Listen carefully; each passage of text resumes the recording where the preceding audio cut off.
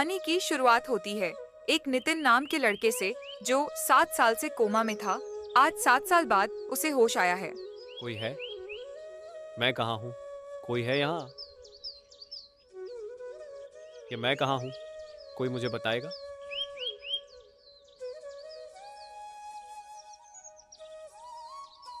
कोई बताएगा मैं कहाँ हूँ? तो तुम्हें होश आ गया।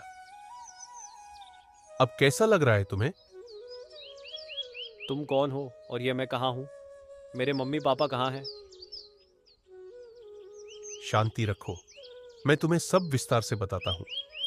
तुम पिछले 7 साल से कोमा में थे। 7 साल पहले एक दुर्घटना में तुम्हारे माता पिता की मौत हो गई, पर तुम जिंदा बच गए और तुम्हें अस्पताल लाया गया।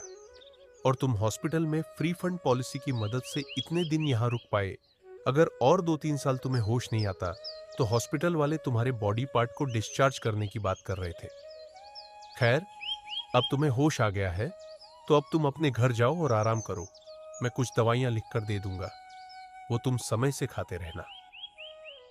तो अब इस प्रकार शुरू होती है नितिन की आगे की जिंदगी। नितिन को कुछ समझ नहीं आ रहा था कि वह कहाँ जाए और क्या खाए। बहुत भूख लग रही है यार, मैं अब कहाँ जाऊँ? मुझे कुछ समझ नहीं आ रहा। भैया ये समोसा कितने का दिया? 20 रुपए का एक।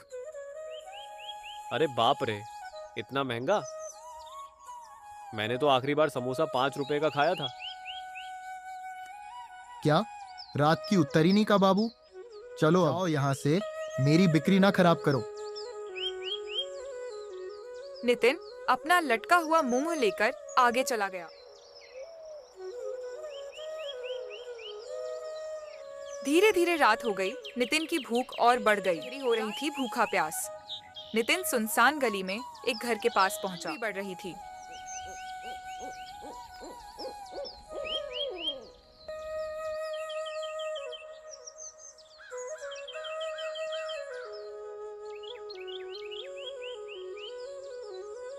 वह किसी उसी घर के बाहर आकर बैठ गया।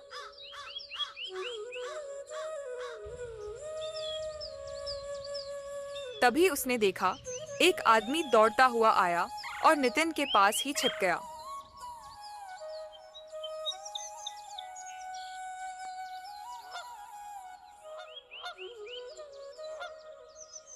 भाई क्या हुआ? आप ऐसे क्यों छुपे हो?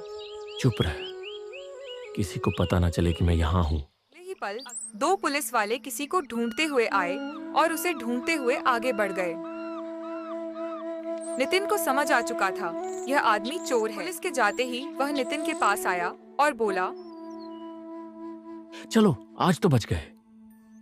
आपको देखकर लगता नहीं कि आप बहुत बड़े चोर हो, लेकिन फिर भी पुलिस आपको ढूंढ रही है। अरे बच्चा, मैं छोटा मोटा चोर नहीं हूँ। मेरा नाम है बबलू चोर। इस इलाके में मेरी धाक चलती है। अच्छा तो आप चोर हैं, कम से कम आपके पास कुछ खाने को तो होगा। तू कौन है रे? तेरा घर परिवार कहाँ है? और फिर नितिन ने उसे अपनी पूरी कहानी बता दी। पहले तो उसे यकीन नहीं हुआ, लेकिन फिर उसे दया आ गई। अरे बच्चा, तेरा तो कोई नहीं है इस दुनिया में। चल मेरे साथ, मैं तुझे अपने दोस्त से मिलवाता हूँ। वह भी चोर है, लेकिन दिल का बहुत अच्छा आदमी है। बबलू नितिन को अपने साथी गोलू चोर के पास ले गया।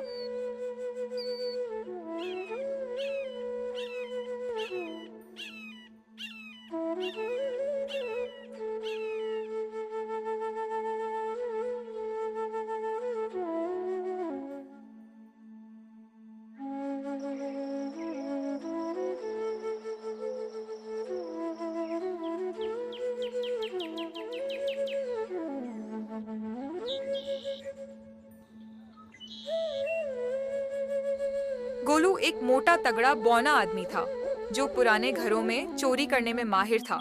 जब बबलू ने नितिन को पूरी कहानी सुनाई तो गोलू ने लंबी सांस ली और बोला, अरे बबलू, अब तो अनाथ बच्चों की देखभाल भी करने लगा है क्या? अरे यार, बेचारा भूखा प्यासा घूम रहा था। कुछ तो करना पड़ेगा इसके लिए। तो क्या इसे भी चोर बनाएंगे? नहीं नहीं, मैं चोर नहीं बन सकता। अरे तो हम कोई जबरदस्ती थोड़ी कर रहे हैं, लेकिन जब तक तुम्हें रहने की जगह नहीं मिलती तब तक हमारे साथ रहकर तरीके सीखो और थोड़ा मस्ती करो। नितिन को अब कुछ भी समझ नहीं आ रहा था, लेकिन उसे यह महसूस हो रहा था कि यह दोनों चोर होने के बावजूद बुरे इंसान नहीं हैं। बबलू और गोलू नितिन को चोरी पर ले गए। आज हम एक मिठाई की दुकान से मिठाई चुराने जा रहे हैं। लेकिन ये तो गलत बात है। अरे दुकान वाले ने बहुत दाम बढ़ा दिए हैं, हमें गरीबों के लिए कुछ तो करना ही पड़ेगा। हाँ, तू बस उस दुकान वाले को बातों में उलझाए रखना। इतने में मैं और गोलू डब्बे लेकर भाग जाएंगे। और हाँ, हम कोई खतरनाक चोर नहीं हैं, बस छोटी मोटे काम करके अपना गुजारा करते हैं।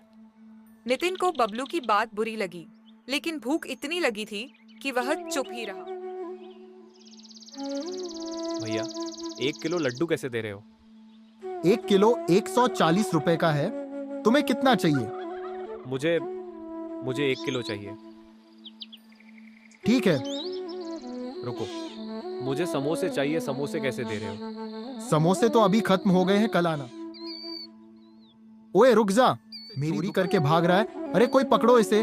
चोर चोर, कोई पकड़ो इसे। चोर चोर। गोलू और बबलू वहाँ से भाग निकलते हैं, आज तो मजा ही आ गया चोरी करके।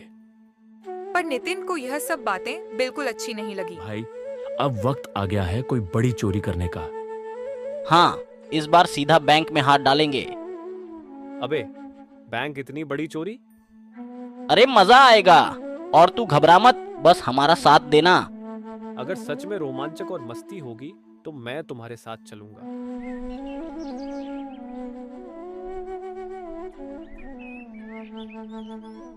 दूसरे ही दिन तीनों बैंक के पीछे पहुंच गए। हम सामने से बैंक में नहीं जा सकते, तो हमें गड्ढा खोदकर अंदर जाना होगा। तीनों ने गड्ढा खोदना शुरू किया।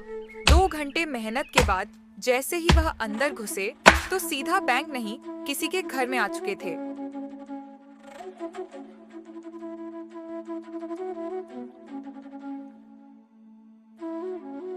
अबे, ये कहाँ आ गए?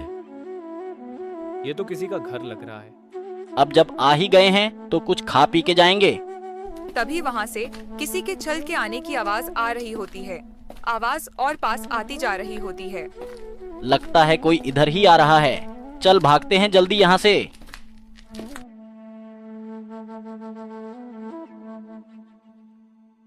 भागते हुए वह लोग किसी की शादी में आ जाते हैं। वहाँ सब लोग नाच रहे होते हैं।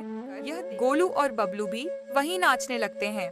नितिन को कुछ समझ नहीं आता, तो वह चुपचाप खड़ा होकर सब देखने लगता है। तो वही दोनों चोर हैं जिन्होंने मोहल्ले में सबको परेशान कर रखा है।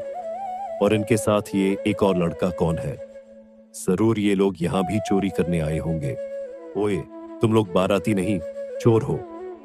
अरे सर, हम तो बस डांस करने आए थे। तुम पिछली बार भी हमारी गिरफ्त से भाग निकले थे।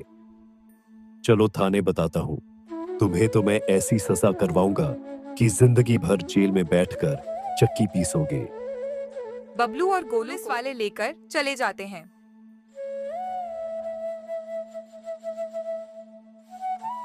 कुछ देर बाद नितिन थाने जाकर उन दोनों की रिहाई करवाता है।